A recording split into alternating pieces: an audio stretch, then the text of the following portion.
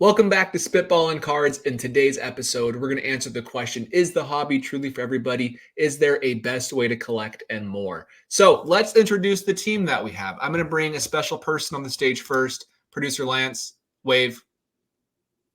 Lance, oh, he's frozen. See you, Lance. He's gone. All right, Ty, aka Teapot, good to see you.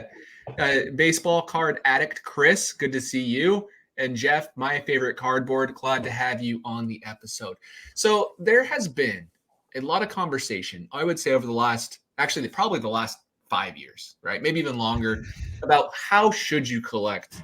And we get, not we, but like individuals in this hobby, it could be us at times, we get really defensive of what we collect, whether it's a player, whether it's a style, whether it's an era. We get defensive because we become invested in these cards monetarily and emotionally, and we like what we do. So if anybody comes at it in a negative approach, we feel attacked, even if they share a different opinion. And Ty recently shared a different opinion on an episode of Market Movers, which he's a part of. And in that conversation, he shared a couple of things he did not like. Like, not that he didn't like it. It's just for him, it's not his favorite way to collect. And you would have thought that Ty said your mother is ugly or something dramatic because people got very defensive. And so I want to first have Ty just explain himself for a minute or two. And then I want us all just to talk about our thoughts on if this hobby really is for everybody, if we can have different opinions and so forth. So Ty, feel free to take it away for a sec. So the title of the video was Why I Don't Care About Rookie Cards, which, by the way, my video team selects, not me. So I don't get the title. They're the experts in knowing how to garner views. And it certainly worked. I think I knew it would stir the pot a little bit. Really, the impetus for the video was trying to share some things that are generally accepted in the hobby, that are broad patterns, broad trends that I don't share the same level, the same degree of enthusiasm. And so the first thing that I talked about was rookie cards. And I just said, I don't not like rookie cards. I own many rookie cards.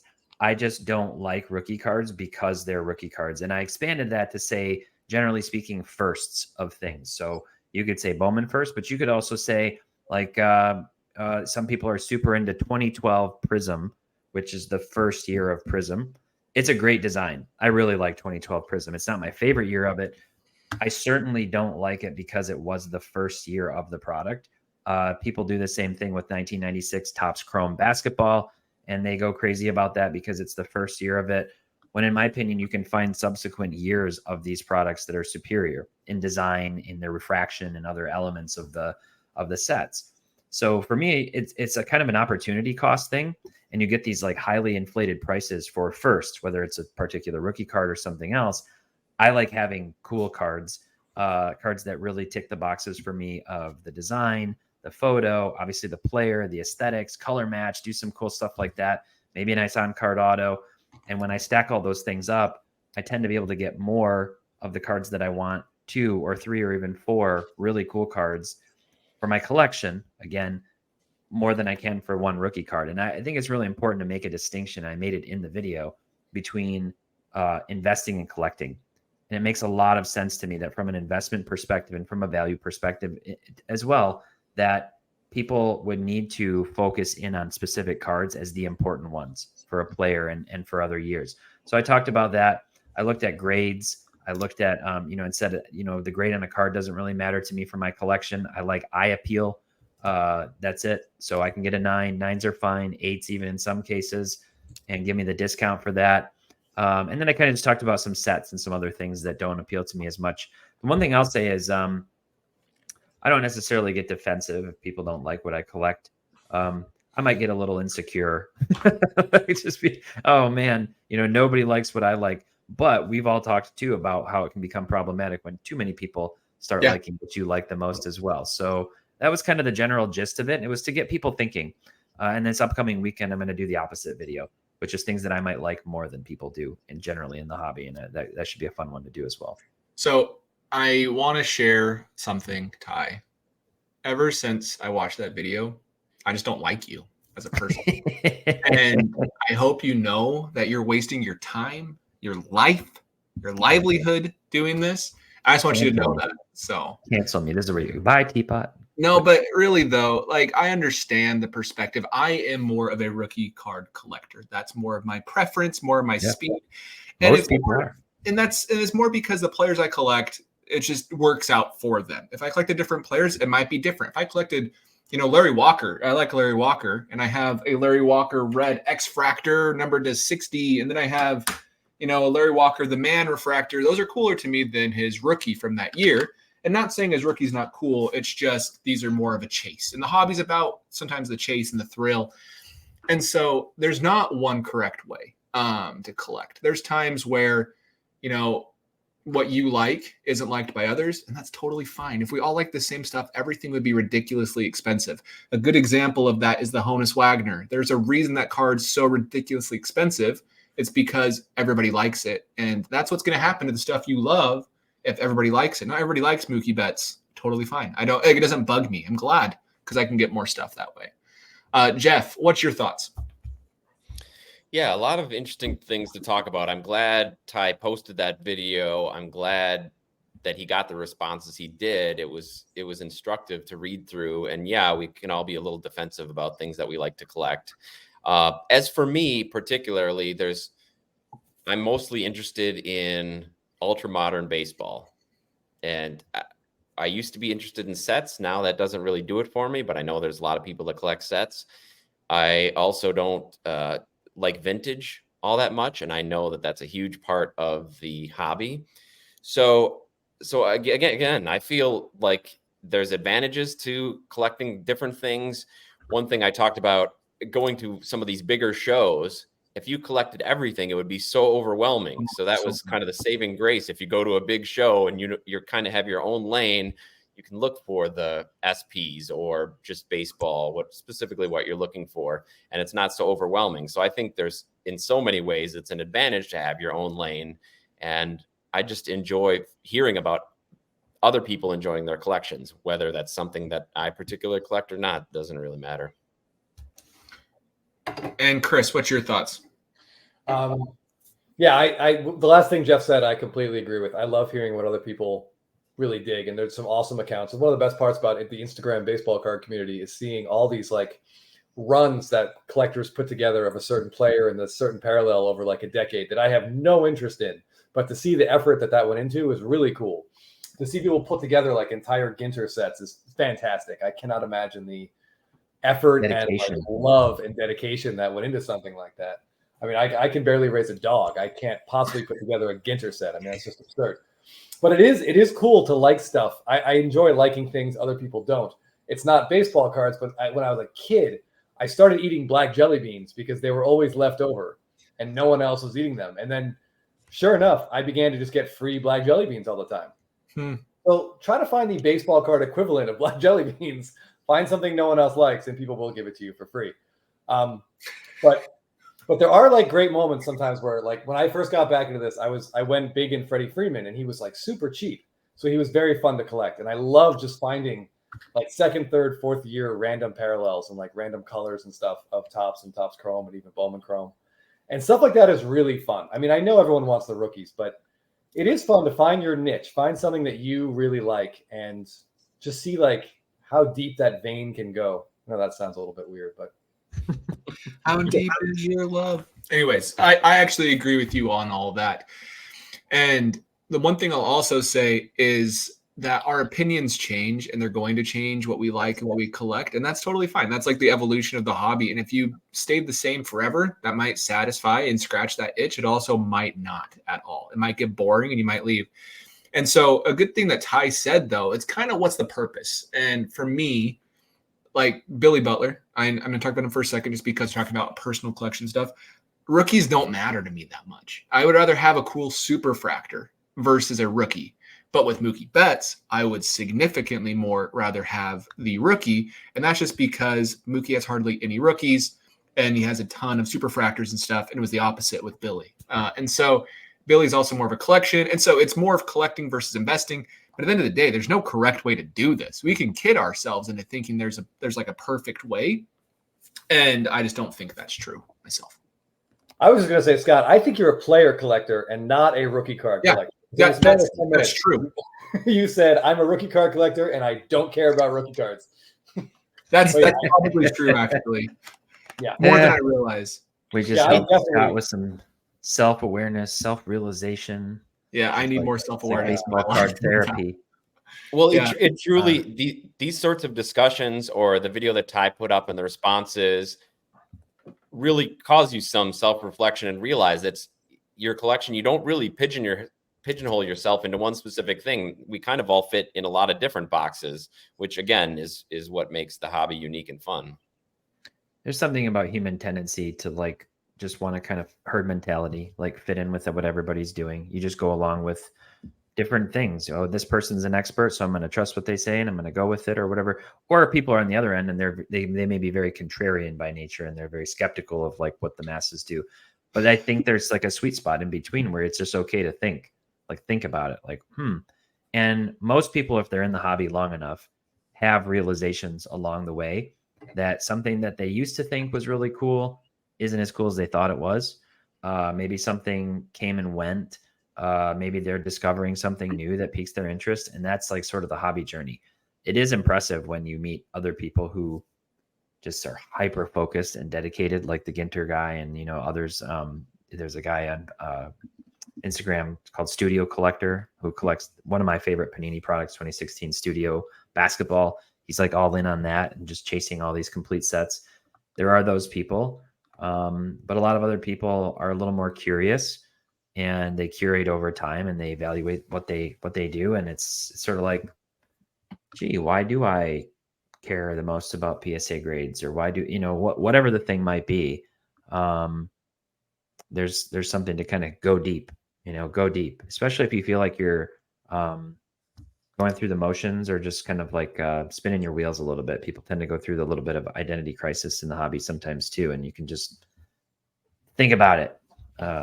So hopefully that provokes some thoughts. And it was, it's fun. Had a few other people do response videos to the video as well and post some stuff on Instagram, and thankfully mostly respectfully. So that's it's always nice to see. Jeff and I haven't posted ours yet, but I will say that there's Teapot, you said something earlier about like investing versus collecting, and that there's absolutely a line there.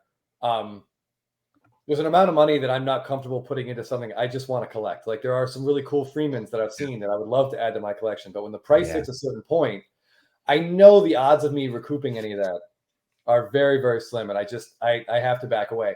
He has as a 90s kid, 95 Bowman's Best is one of my favorite sets. It was one of the last sets that I sort of opened packs of. It's like very silvery, if you can picture it in your head. In 2015 Bowman's Best, they did retro autos with that same design. And Freeman has one. And I saw a picture of it, but I never saw one available. And someone posted a red refractor of it for sale about a year ago. So numbered out of 5. So it's like red in the back and matches like the jersey. The card popped, for lack of a better word. But the seller wanted $400 for it. And I just couldn't bring myself to spend $400 on a Freddie Freeman card that literally only I was going to appreciate. So I had to just, and it sat there. And eventually he took it down, and I haven't heard from him or seen it since. But a base auto came up about 6 months later, which I bought for like $65. And that I was fine with that. As a player collector, like for $65, I can live with that possibly never being worth $65 again. And that's a great point. And I will say there's times where paying that $400 so that card you'll never see again is important at times, right? Because at the end of the day, are you happy with your collection? Do you enjoy looking at these cards? Is it satisfying what your end goal is, whether you're purely doing it for a monetary reason or for a fun reason or a mixture? But Ty, you mentioned in regards to like following the masses, right? If we're just following the masses the whole time, that is an excellent way to spend a lot of money on stuff you don't care about. Yeah. Or purely listening to other people. It's such a good way. I've seen on Instagram and Twitter and YouTube and everywhere, like, I regret my collection, I want to start over. And they'll try to sell everything. And then it's because they have like an identity crisis on what cards they like. But at the end of the day, it's like, you have to be the one that likes it. The social approval is great and it's fun to share with your friends, but that should not be the only reason you buy a card, in my opinion. It is really a good thing to kind of find your tribe within the hobby, and in a good way. There's a lot of like angry tribalism that happens in sports cards too, where people just seem to want to, it's like West Side Story or something. But I think it's really good to find people whose collecting styles resonates with you, and that's one of the beautiful things about Instagram or other sites. You can just sort of scroll through and see people are willing to share that, and that's always something we're celebrating and appreciating. That's going to be one of the things I highlight this in my upcoming video is just the appreciation for passionate collectors, people who take the time to do really nice photos, really good lighting, put them under and show the refraction of a card, like give you a little taste of something that you don't have the chance to see in hand necessarily, and then tell the story. People type out all this stuff and they put it on their Instagram post. That's really fun to look into and to read, and it can kind of inspire you to go a little deeper with your own collection, but it can also inspire you to discover something new. Like, just, wow, I never really understood why people like that, but now I see it. And there's nothing wrong with that by any means. But to your point, Scott, like, make sure you're processing it and not just going with what somebody else is telling you to do without any real like rationale for yourself behind why you're doing it.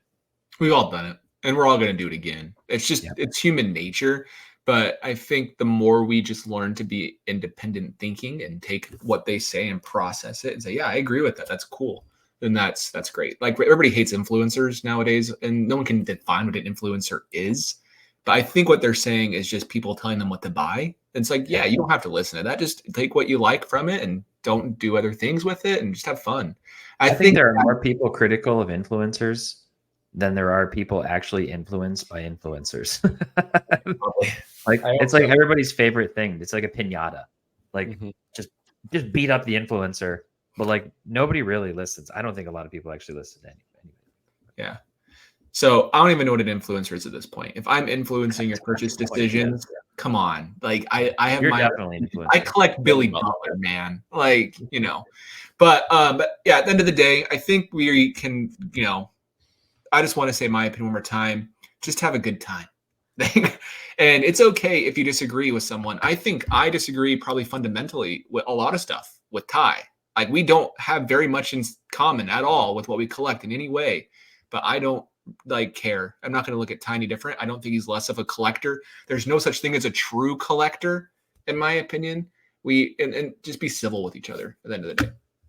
Yeah, I just want to say, and we've touched on it in a couple of your comments, but don't be afraid to change too. That's the thing. Once you're collecting down a certain path, you're not locked into that forever. And I know Chris and I have went through this too, where we start collecting a certain way, and then we think, well, maybe we should try to narrow our focus this way.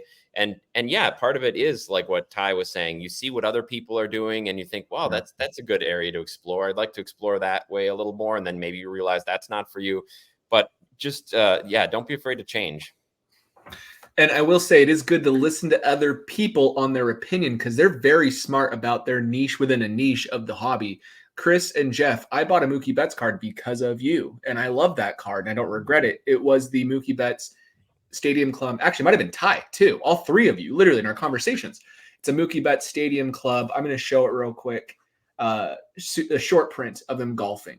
Oh, yeah, the golf cart. I got that card because it's like, okay, I've seen the card before. I thought it was cool. I never pulled the trigger. It wasn't really what I was collecting. And then I can see why. Like, right after I spoke to you, heard your thoughts, like, oh, that makes sense why you like that. And I bought that card, right? And now I love that card. And I displayed it all the time. Rookie. It's not a rookie. And I do prefer rookies, but maybe I am more of a player collector. Now, the Stadium Club, like, SPs are a player collector's, like, dream when those 50 cards get released. Like, Jeff and I are in a group chat with some other people, and we're all scouring eBay trying to get the images as soon as they pop. Because those are probably like 50 of the cards I'm most excited to see every single year. Yeah, that's one of the sets that the images they choose are not usually disappointing. So it's nice. Yeah. So here's that card. It's him in a golf cart. I think it's cool, right? It's not my normal thing, but that's okay. And then, like, even this card, I just thought was super cool. It's first USA card, and it matches the red refractor to the flag, and I thought that was cool. But will it have value in the long run? I paid $95. I don't know if it'll be more than that in the future. I just think it's cool regardless for that price point. So, nice. Yeah, I do wonder about those Stadium Club image variations. Like, they are crazy rare. They're hard to find when the product comes out. I think they Topps has said there's 200 of them starting in 2022. So assume way less than 2019. But I talk about this, or Jeff and I talk about this with some other people too. Like, there's always like an awareness versus value issue. Like people have to know something exists for it to have value. Yeah. Once Topps released that there were 200 on the checklist in 2022, it was weird. Like the price of those when they got listed on eBay was like higher than previously. Well, I thought it would be the opposite effect. It'd be like there's 200 of these, and people would be like, "Oh, okay, they're like pretty common." But yeah, it's been real. I have not been able to pick up many of the 2022s because they're still like in my opinion, way too inflated in price relative to previous years, which are definitely a lower print run and not stated at all. So that's been kind of interesting too. Yeah, once they put out a number, that just seems to affect people. Yeah, there's no way there's 200 of those Mike Trout petting the puppy card. There's no way there's 200 of Clayton Kershaw like playing with his kids on the mound. There's absolutely no way. Well, you want to know what I like about those that makes them unique is the fact that if someone pulled them that isn't a baseball nut like we are, they might not know it's a rare card. It's not shiny. It probably wasn't flipped over. And so that's part of the chase. A lot of them get lost for sure. Yeah, and they get damaged. So while there's 200, maybe 50 surface because of that. That we're kind of off topic here, but that's one of the things that like makes me really interested in the opening day SPs. Because that's a product geared towards kids, and yet buried in it are these image variations of like superstar players, like 1 in 1,000 packs. But at least half of those are just discarded and not even noticed. The PSA pops on them are like usually 10 and under. Like those are some really, really cool cards. But you know what's cool, Chris? I do not care about those cards at all. I think it's great you care about those cards. I won't buy one. I won't even look them up, but I think it's awesome that you do. Oh yeah, wait till you see the first Mookie Betts. Then you might start. I was gonna mail Scott my Mookie, but I love it, Chris. I'm keeping it now. It's staying in my collection. It's even in a CSG set slab. It was meant. No, it was perfect. It was perfect, and I missed out. So, but yeah. So I guess don't take yourself too serious in sports cards. Never. End of the day. That's a good way to put it. Okay. Well, let's jump. Any final thoughts before we move on? Nope. I say just have fun. It's hard because obviously we're spending big money on cards, but that's why you got to make sure you like what you're buying, so that way it's not like if it goes bad, you don't feel bad about it. Check out that video. Check out my other video. That's maybe I guess will be out by the time we air this. So yeah, this come out Monday. Check them both out. All right. So the next thing, Chris and I both have a topic we were thinking about. I was going to do an either. Actually, I'll do my either or. Actually, I will do it. So we had this game, the first episode we ever did of like, would you rather invest? I think we did Vlad or someone else. But my question is, would you rather put, let's say, $1,000 to $2,000? You're forced to put $2,000. It's given to you, right? And you had to buy one player. Are you taking Pete Alonso or Cody Bellinger? Oh, okay. I know that's random. But Pete Alonso, Mets fans love Pete Alonso, right? They love him, but he has home runs. I think he leads like the league in home runs the last few years, like overall.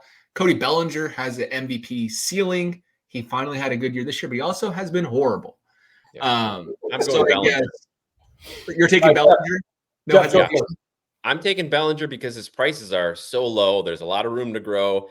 He had a great bounce back season. Maybe he gets signed by the Yankees. Maybe he goes and performs at a high level. Alonso is beloved within the Mets fans and Mets community. And I believe he's, over the last 4 years, he has more home runs than anybody in baseball, even ahead of Judge. But besides his polar bear card, which is an awesome card, that's a cool card. I just don't see him as being that collectible. So I like the upside that Bellinger would give. And you could probably get a lot for $2,000. I'm confused on Cody Bellinger pricing, but we'll get to that. Chris, Ty, what are your thoughts? I want to hear what Chris has to say. Okay. All right. This sounds weird. I'm going to disagree with Jeff. I would put that money into Pete Alonso. Okay. I've seen enough of Cody Bellinger flailing like helplessly at pitches. I'm not buying one bounce back season. And even if he has another good one next year, I just can't see it lasting. Whereas I think Pete Alonso, I was just pulling up his career numbers. He's got 192 home runs, and he is 28 years old. Next year will be his age 29 season. He has a legitimate chance to hit 500 home runs. And I look at Bellinger. I don't see a number a feasible number that would get him into the Hall of Fame. Whereas if I'm looking at Alonso, I think there is a chance that he can get 500 home runs. Seems more likely for Alonso than any Hall of Fame guarantee feels for Bellinger. That was a hot take right there. I love it. So I'm Hall all of Famer Pete Alonso. yeah. There's some people who just spit on the ground because of that comment. That's Okay, fine. As long as they don't spit on me, it's okay. All right, Ty. I wouldn't put any money into Cody Bellinger unless I absolutely had to. I like Pete Alonso. I think he. What's interesting to me about Alonso is he sort of ticks a lot of the boxes.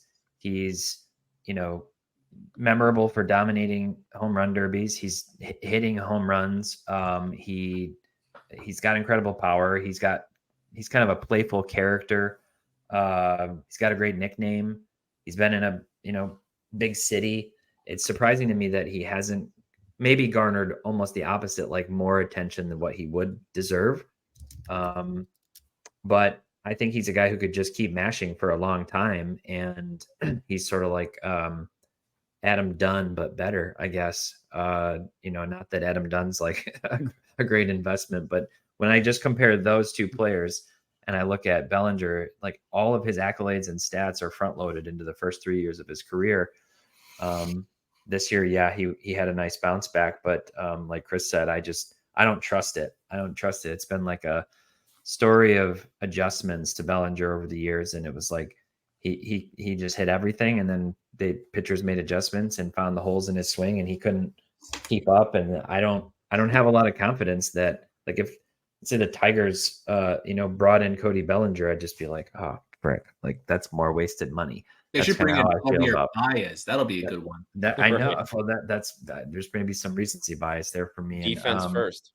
Yeah. Right. So, and then I guess ironically, maybe there's the rumors of Alonso to the Cubs, which would be just fun, just smacking balls over the ivy. So, I'm definitely team polar bear on this one. Is there a quieter 192 home runs over the last 5 years than Pete Alonso? He's averaged that's just under 40 home runs over the last 5 years, including a 60-game season.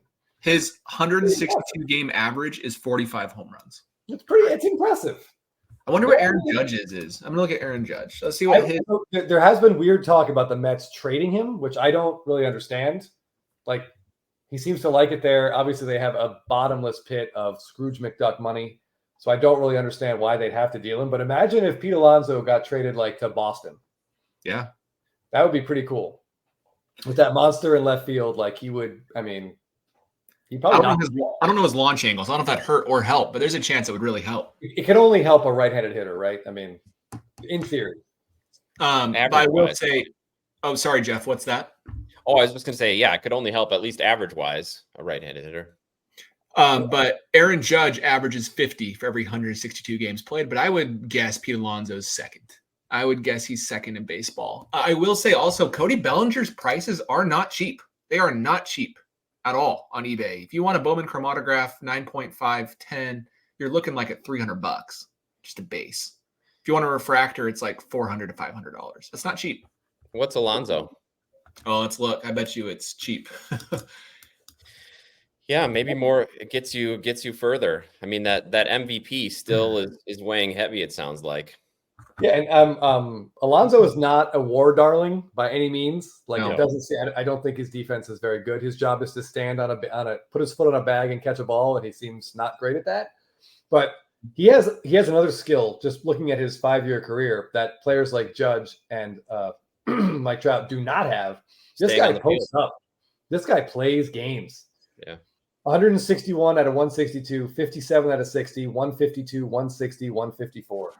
I mean, well, he's the kind of guy who doesn't seem to really overexert himself. So he's just in the lineup every day, hitting home runs, walking out to first base, back to the dugout. That's showing great. up's half the battle, baby. Yeah, it really is. This is a weird comment. It's going to sound weird. I'm excited. Have you seen him shirtless before? Oh, yes. Yeah, he's shirtless all the time. He's not ripped. He's just strong. Yeah, he's just naturally a big, strong guy. Like, so I grew up in Idaho, and we used to always joke, like, the kids that moved pipe in the summertime for the potato fields, they were the strongest players in sports. So we would say Pete Alonso moves pipe. That's what he did. And that's why he's just this strong man versus just like jacked. That's just not Pete Alonso. Maybe that's for his health. We have to put an age restriction on this one. Yeah, he kind of reminds me of Jim Thome, just like a large, kind of like country strong. Like a yes, that's why I said Adam Dunn. But I mean, he's better than Adam Dunn. Yes. Well, I don't know. Adam Dunn had a pretty good career when you look at it. I think if we're looking at long term, I can see you guys are swaying me with your argument. But if somebody gave me the 2,000 and forced me to do it right now, I'd probably put period. I'm gonna say 24-month period, Jeff. What are you doing? Don't let us sway you. 24 months for sure. If it was 12 months, it'd be Bellinger. 24 months. I don't know, because I think I'd want to sell as soon as he signs with a great opportunity for him. If he signs for Bellinger, yeah, there'll be a lot of hype around whoever he signs with, especially if it's the Yankees. Not to get back to Juan Soto, but if I was the Yankees about to commit that much money, I'd probably go to Soto and trade for him and sign. It makes no sense to go to Bellinger. There's so much risk with Bellinger regressing. They claim it was injury. It totally might be injury, but until he proves it wasn't, they can't be near the realm of the same price. Scott. Bellinger's going to be $200 million, I bet. 2 to 250.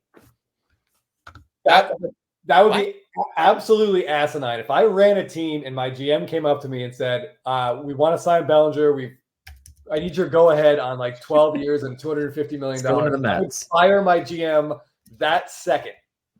No, I'm going to look up. They're going to have no other suitors. I'll tell you that. They'd be bidding against themselves if they're willing to pay $250 million. It's going to go to the Tigers. MLB trade rumors. MLB trade rumors. Do you know that website? It's kind of like what they always give great updates and everything. They predict Cody Bellinger to land a 12-year, $264 million contract. That's their prediction. Either for the Yankees, Giants, and maybe the Cubs. Man, I've lost some respect for MLB trade rumors. I mean, how old is Bellinger? Is he 28? He's 29? Not old. I think he's 27. Okay, but still, so they think he's going to be signed through his late 30s. Wow. Defense is one of his strong suits, right? So they think that's going to continue in his late 30s. I don't know, man. He'll be 28 next year, so that's through his age 40 season. That's horrific. So that 3 bad years and one good one can get you $240 million. That would be insane. If the Giants do that, you could just pretty much, I think you can write them off for the next decade. Yeah, I agree. If do that, then there's just no reason for them to even bother. I mean, any team that could afford to do that should be throwing money at Soto and Ohtani. And so then the teams that can't afford to do it are going to be the ones that are open to signing Bellinger. I would rather pay Ohtani $500 million knowing he couldn't pitch than give Cody Bellinger $250 million. Shohei will make you so much money in like jersey sales and attendance, like Trout and him have done for LA for the last 5 years, even though they haven't been competitive. So here's another one, right? We talked about Cody Bellinger getting a $260 million contract. Guess what MLB trade rumors is predicting Matt Chapman to get? And let me read you some of Matt Chapman's stats. This year he had 4.4 WAR with a 108 OPS plus, a 755 OPS.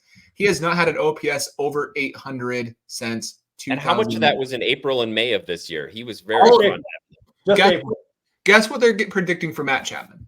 April was like the best month of his career. May was the worst, and he was terrible. Like I had him in a fantasy league, and I drafted him by accident. And in the middle of April, I was getting people were like ragging on me, and I'm like, "Hey, good fantasy managing. What can I say?"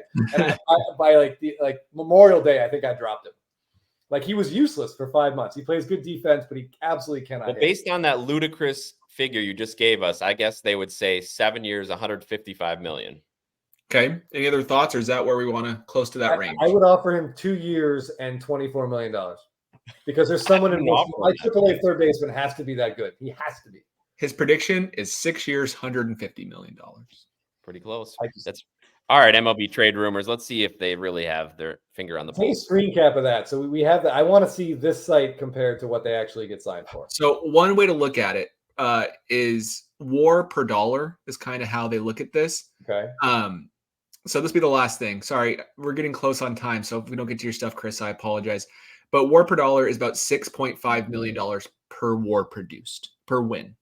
And so he was worth 4.4 WAR last year. And so they're saying his salary should have been 28.6 million because of defense, right?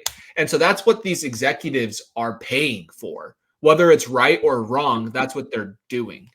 And that's why, like an Ohtani, if it's 6 WAR for every $6 million for every war. He's like at $60 to $70 million per year is what they're saying he's worth. And he might have been worth that actually. If he's But pitching. Yeah.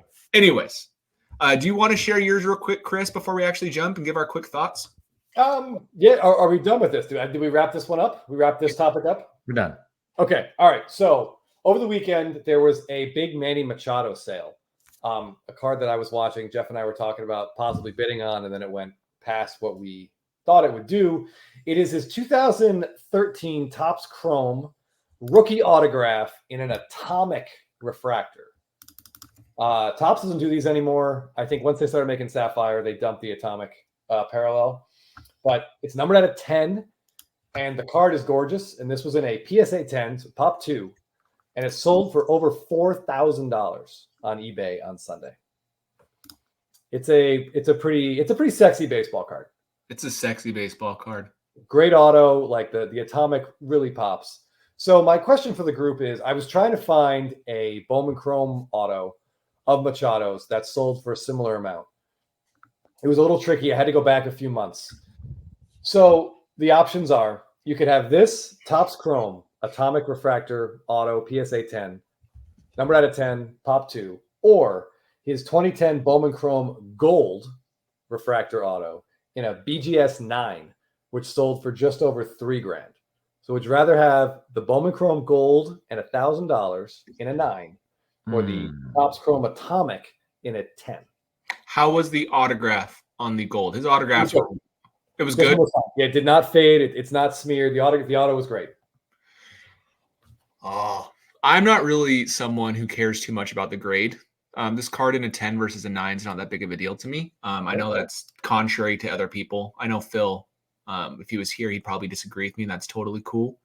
But hearing that would probably go with the gold, because I don't know, this card's so good looking. The image is so cool. It's everything about this card just screams cool to me. Yeah, but $4,000 is so much. I could get that card plus $1,000. I'd go with the gold. Gold for me.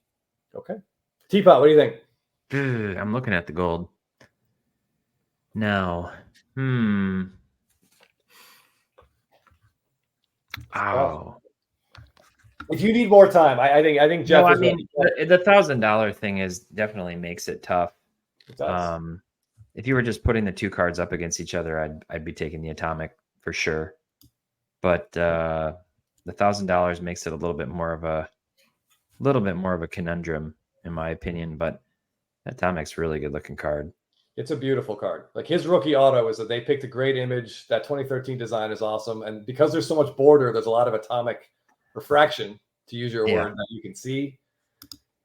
I think I'd go with the atomic. Okay. I'd go with the atomic. All right. Jeff, what do you think? This is a really tough call, and I see both the points that the other guys have made. I guess my only concern is something we've talked about on the show, and you mentioned also tonight, is that if you have to tell somebody how rare a card is, that takes a little bit of the rarity away. And most modern collectors, most collectors in general, probably wouldn't look at that card and know it's out of 10. So I think the fact that Topps stopped doing the atomics and stopped having them out of 10 takes a little bit away, not from the looks, not from the aesthetics. It's a beautiful card. But I think given the history of the Bowman Chrome First Gold, that lineage, that with $1,000, I would lean in that direction. But I couldn't fault anyone for going the other way. Yeah, I can definitely see both sides. I've thought about this a lot, especially while you guys were talking earlier. I was mostly thinking about this. I would take the Bowman Chrome Gold in a BGS 9, and I'd take that $1,000, and I would buy the best damn Pete Alonso Bowman Chrome auto I could get my hands on. It's awesome. What I might do is buy the PSA 8 atomic auto that sold in August for 2.4K, and but at 8 sold for 2.4. The PSA 8 of the atomic auto 10. High, isn't it? I guess I just said grades don't matter, didn't I? Well, yeah. If the 10's 4, an 8, I'm surprised an 8's more than half. Yeah, me too. There's so few of them. I'm not, because they just don't turn up. Yeah, that's true. There's only 10 of them. So I will say, if I was a Manny Machado super collector, I would take the atomic solely because I know I can get a gold whenever. Because those golds will pop up significantly more than those atomics, in my That's opinion. true. The same eight with the 10 auto sold for a little over 1,000 in July of 2022 on Heritage. That seems more reasonable. And then sold for 2.4, you know, assuming it was paid for on eBay back in August. So You mean there were more eyes on a low end card on eBay than on Heritage? Hard to believe. I never would know. So, you know, on a card like this in particular, like this is the perfect example. And this is kind of what I was getting to in the video I did. This is one where I would absolutely take the 8 because this is numbered to 10. It's numbered to 10. So if I can save, and it should be more than that, like you said, I would have expected the 8 to do like 1.8K or something, knowing the 10 did 4. But that was in season, out of season. Not that Machado was having a fantastic season. And I like the 8, and then give me the money and let me go find something else that's in an 8 that's super rare that you never see of another player. With a card that rare, Teapot, that comes up, and the collector who bought the 8 probably didn't think a 10 would appear a couple months later. They might have went for that. So that might have been influencing their decision to pay that much more than the previous comp. Very well could be. Both of them, because he wants all 10. Ooh, yeah, that's for sure. That's actually very true, Jeff. That's a really good point. But yeah, when you see something numbered at a 10 and it's in a low grade, and you know that's going to turn some people off, that's a great opportunity to snatch that thing right up. Yep. I like where both your heads are at. Awesome. Well, I think that's a great place to stop. I know we went long, but thanks for listening, everybody who is always following the channel. We appreciate it. If you like our content and you aren't a subscriber, please do us a favor and subscribe. It helps other people find the channel. Plus, it just makes us feel good, and we appreciate it. Makes me feel really good. Yeah, Makai really likes that. Please subscribe. And then if you hear about my collecting style, please subscribe. Yeah, the alert's a vibration on his cell phone, so it's a big deal for him. With how much we're begging, we're going to lose like 50 subscribers. But thank you for watching. We appreciate it, and we'll talk to you guys later.